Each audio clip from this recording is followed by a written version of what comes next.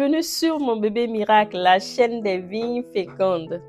Aujourd'hui, dans cette vidéo, je vais partager avec vous 7 raisons spirituelles basées sur la Bible, bien sûr, qui montrent pourquoi la stérilité ne peut pas être la fin de l'histoire pour un enfant de Dieu.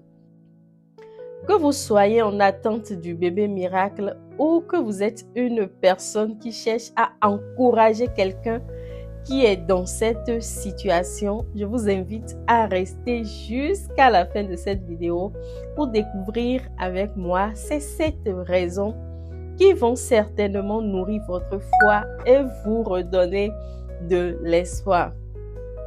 Plus vous connaissez ce que Dieu dit à propos de votre situation, plus vous êtes aguerri pour l'affronter spirituellement et décrocher votre bébé miracle. Alors installez-vous bien et découvrons ensemble ce que la parole de Dieu dit à propos de ce sujet. La première raison que nous allons voir, c'est que Dieu nous a bénis de la fécondité dès la création.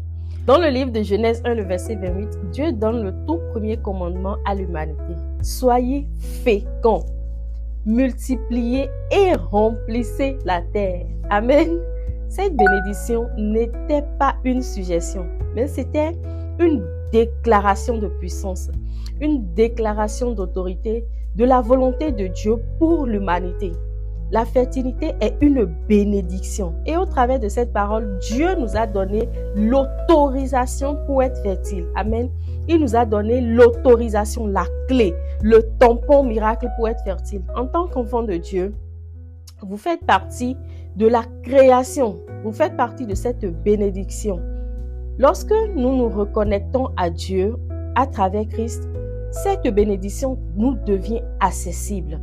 Ça nous devient accessible, peu importe les obstacles physiques, peu importe les obstacles spirituels et peu importe les diagnostics de la science. C'est une promesse vivante qui traverse les âges. Amen. La deuxième raison que nous allons voir, c'est que la stérilité n'est pas du tout dans le plan de Dieu. La stérilité n'est pas du tout dans le plan de Dieu pour sa création que nous sommes. Dans le livre de Deutéronome 7, le verset 14, Dieu promet à son peuple, il dit, tu seras béni plus que tous les peuples. Il n'y aura chez toi ni homme, ni femme stérile, ni parmi tes troupeaux. Amen. Cette parole est puissante. Elle fait partie des bénédictions de l'alliance que Dieu a établie avec son peuple.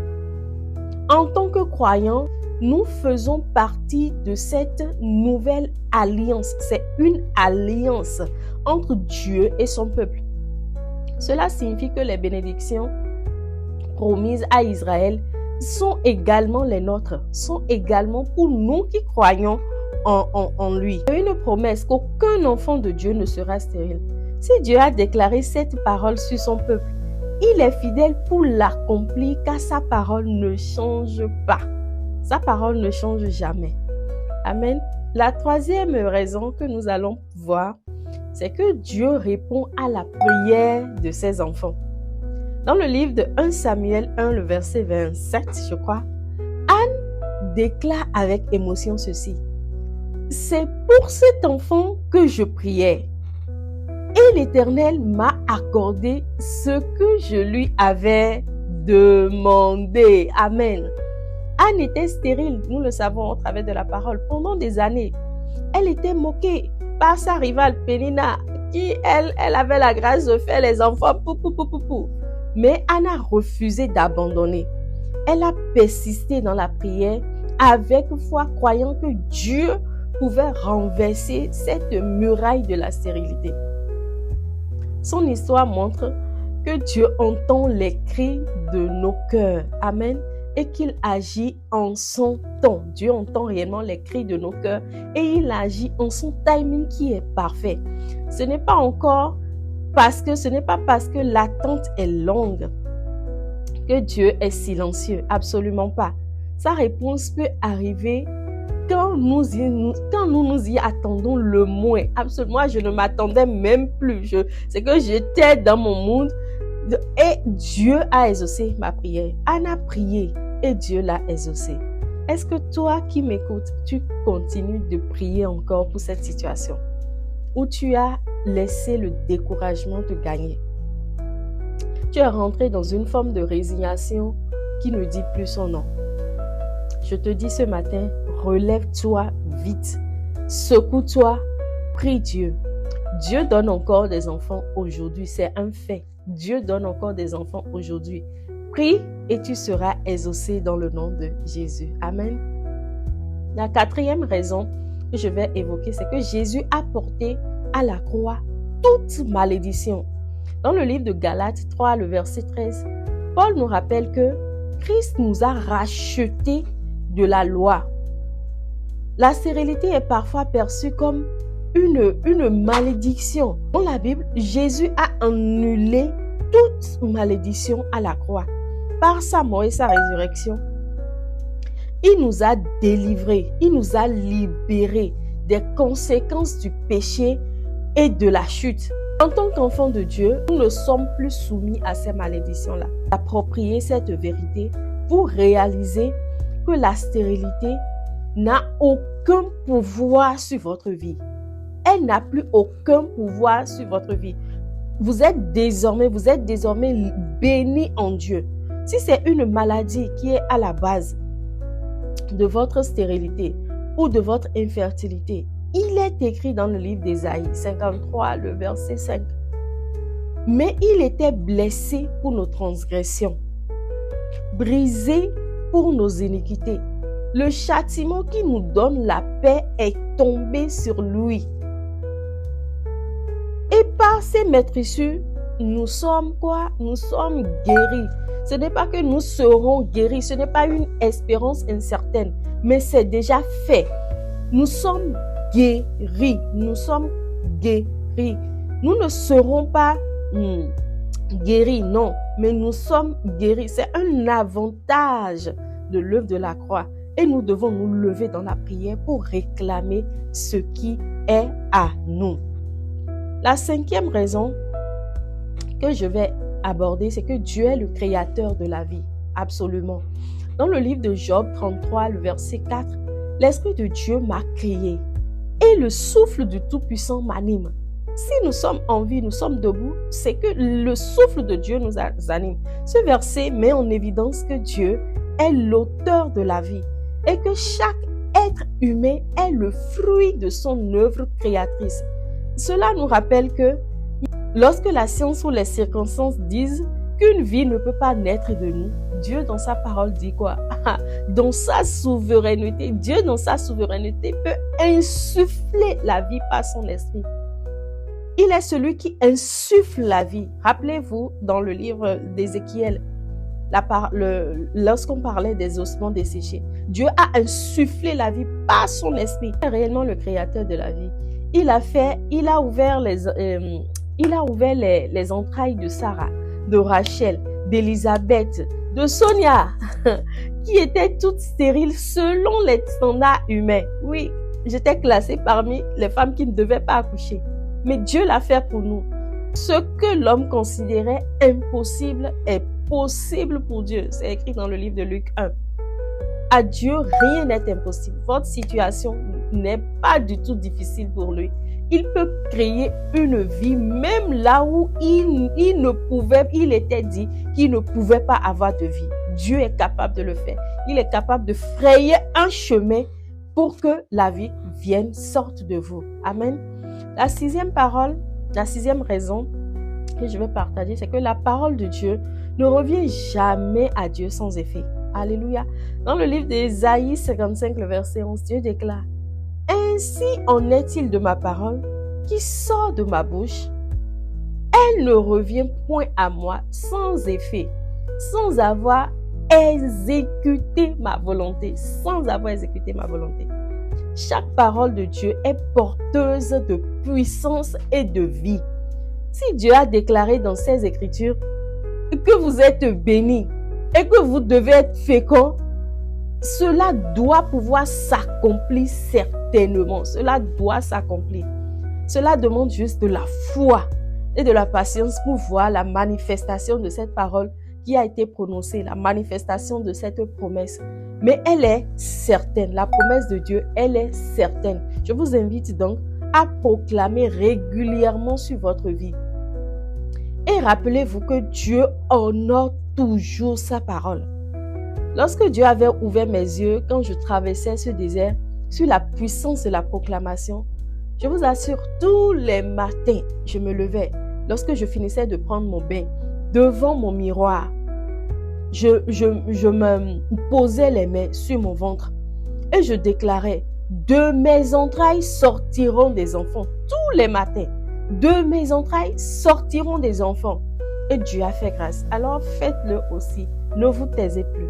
Parlez, proclamez des paroles de foi sur votre vie. Amen. La septième et la dernière raison que je vais évoquer, c'est que notre foi déplace des montagnes. Amen. Dans le livre de Marc 11, le verset 23-24, Jésus dit, « Tout ce que vous demandez en priant, croyez que vous l'avez reçu et vous le verrez s'accomplir. Et cela vous sera accordé. » C'est dit dans une autre version. Notre foi active le surnaturel. Notre foi provoque le surnaturel. Jésus nous invite à faire quoi? À croire en sa parole et à proclamer. Lorsque tu crois et tu proclames cette situation de stérilité ou d'infertilité, cette maladie qui est comme une montagne devant toi, tu proclames la parole de Dieu régulièrement. Tu actives quelque chose dans le surnaturel qui provoque ton miracle et cela devient une réalité. Jésus à la croix a déjà fait tout ce qu'il faut pour que cette situation ne perdure plus dans votre vie. Amen. Dieu honore toujours la foi de ses enfants. Il y a une autre parole dans la Bible qui dit qu'il est le consommateur de notre foi. Dieu est celui qui fait quoi? Qui consomme. Il est l'auteur et le consommateur de notre foi. Alors que vous entendez cette parole, je vous invite à croire réellement. Non seulement vous croyez, mais vous proclamez. La foi, c'est deux choses, c'est deux éléments. Ce n'est pas seulement croire, mais vous croyez de votre cœur et vous proclamez également de votre bouche que Dieu vous a déjà rendu féconde. Amen. Retenez donc que la stérilité n'est pas votre identité. Ancrez-vous dans les promesses de Dieu. Saturez-vous de ses paroles. Saturez-vous de ses promesses. Proclamez-les régulièrement et faites confiance à Dieu. Moi, je dis souvent une chose. Je décide de faire confiance à Dieu. C'est une décision. Décidez de faire confiance à Dieu. Et vous verrez le miracle. Je proclame que vous êtes féconde si vous êtes femme. Je proclame que vous êtes fécond si vous êtes un homme. Je déclare sur votre vie que la promesse de la fécondité devient une réalité tangible, palpable dans votre vie, dans le nom de Jésus-Christ. De vos entrailles sortiront des garçons, je le dis toujours. De vos entrailles sortiront des filles, des jumeaux, des triplés, à la gloire de Dieu. Je proclame que tout ce qui était maladie, tout ce qui était infirmité, tout ce qui était endométriose, tout ce qui était SOPK, varicocèle, quoi encore? Tout nom que la science a donné à ce mal qui vous empêche d'être féconde, qui vous empêche de vous reproduire. Est-ce des fibromes qui ont envahi vos entrailles? Nous déclarons maintenant la parole de Dieu. Par le nom de Jésus, toutes ces maladies disparaissent. Je déclare par le nom de Jésus-Christ, toutes ces maladies disparaissent parce que à la croix, Jésus les a portées déjà. Et aujourd'hui, je déclare que vous êtes libres. Par le nom de Jésus, vous devenez libres, totalement libres. Vos entrailles deviennent libres. Vos entrailles sont restaurées totalement dans le nom de Jésus le Christ. Amen.